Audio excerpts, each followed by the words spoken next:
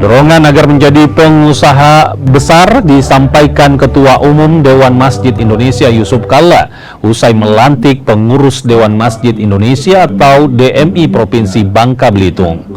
JK berharap tak lagi hanya berada di level UMKM alias usaha kecil-kecilan, tapi juga punya visi untuk jadi pengusaha besar.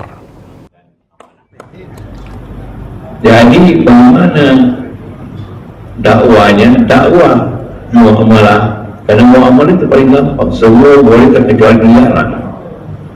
Jangan hanya kita terus berbicara halal haram.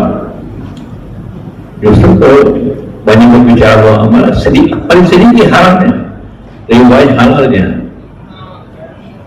Dan itu perlu kita lebih untuk memakmurkan masjid, mesti orang makmur dulu.